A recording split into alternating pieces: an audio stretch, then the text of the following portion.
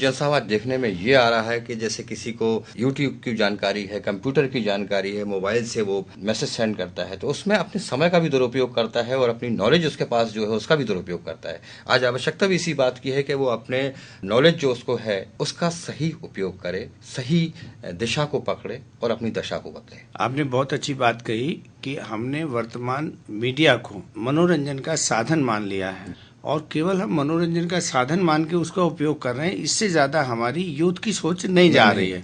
लेकिन यदि यही सोच आ जाए कि हम इसको अपने कैरियर से कैसे जोड़ सकते हैं और जैसे ही वो जोड़ना शुरू कर देंगे वो आगे बढ़ना शुरू हो जाएगा। देखिए, भारत में मीडिया में करोड़ों वेबसाइट अभी बननी है, करोड़ों काम होने हैं, लेकिन हमको हिंदी में टाइपिंग नहीं आती। अब यदि हम हिंदी भाषी राज्य में काम कर रहे हैं तो यहाँ ये सारा विकास हिंदी में होगा, क्योंकि हिंदी पढ़ने वाले लोग हैं वो हिंदी तो पढ़ पाएंगे, अंग्रेजी नहीं पढ़ पाएंगे जी। अब हमारे पूरे यूथ को 98% यूथ को हिंदी में टाइप करना नहीं आता, उन्हें उसकी समझ नहीं है।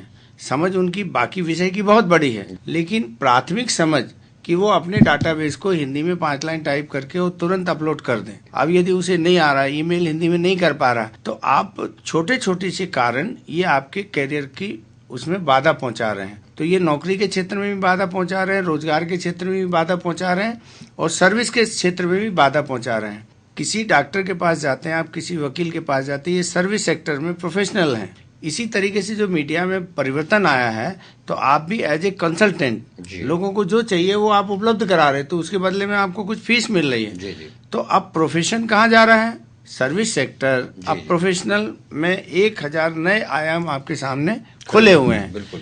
आपको जुड़ने की जरूरत है। बिल्कुल। और जैसे ही आप जुड़ जाओगे तब वो डॉक्टर जो दवा देता है उसी को आप विश्वास करके खा जाते हो।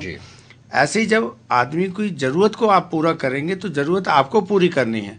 वो तो आप जो कहेंगे वो बात मान जाएगा। डॉक्टर ने कहा कि 3 दिन आप ये नहीं खाना, तो हम नहीं खाते हैं। तो इसी तरीके से यदि वो रेल टिकट चाहिए और वो कहेगा आप 8 बजे हम आपकी तुरंत टिकट निकाल के दे सकते हैं, 8 बजे हम कल दे देंगे, तो आपको उसकी सलाह माननी पड़ेगी, उससे जुड़ना पड़ेगा। तो आपके सारे काम सोसाइटी के भी हो रहे हैं और आपके भी हो रहे हैं, और इसी से रोजगार, कैरियर, सर्विस सेक्टर, प्रोफेशन सब कुछ जुड़ गया और अब सारी चीज आपके मोबाइल पे केंद्रित है। पंचायत.net का भी कार्य शायद आप कर रहे हैं मेरी नॉलेज के अनुसार, तो ये पंचायत.net है क्या? पंचायत.net एक बहुत बड़ा सारी दुनिया का बहुत बड़ा ई-गवर्नेंस का उपक्रम है।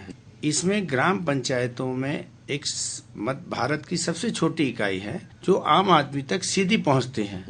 सरकार की सारी योजनाओं का क्रियान्वयन वहीं होता है और हमारी जो 70% आबादी है वो गांव में रहती है। तो ग्राम पंचायतों के माध्यम से हम 70% आबादी को इस विकास की प्रक्रिया में शामिल करने के दौर पे आ गए।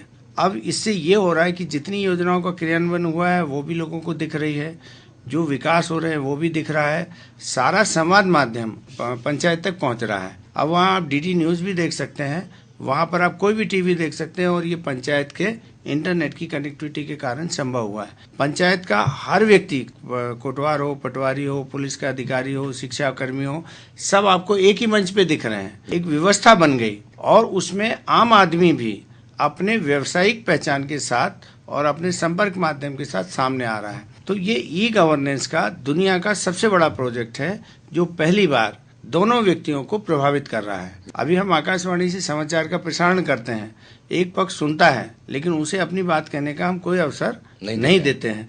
लेकिन ये जो नया पंचायत.net का माध्यम है, इसमें हर व्यक्ति अपनी बात कह भी पा रहा है और हम उसको सबकी बात सुना भी पा रहे हैं। तो ये जो दोनों पक्ष एक मंच पे इकट्ठे हुए हैं, ये सामाजिक बदलाव का सबसे बड़ा कारण है और इसकी सुखद प्रतिक्रिया हो रही है कि एक पंच सरपंच आज सारी दुनिया में अपने आप को दिखा पा रहा है, कुछ अच्छा कर रहा है तो वो भी दिख रहा है।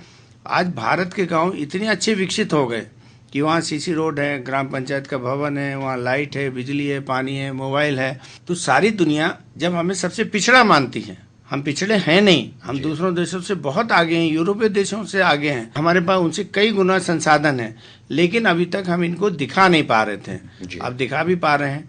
तो सामाजिक विकास में और पूरे दुनिया की जो आर्थिक विकास की दौड़ चल रही है, उसमें ये पंचायत.net बहुत बड़ा रोल अदा कर रही है।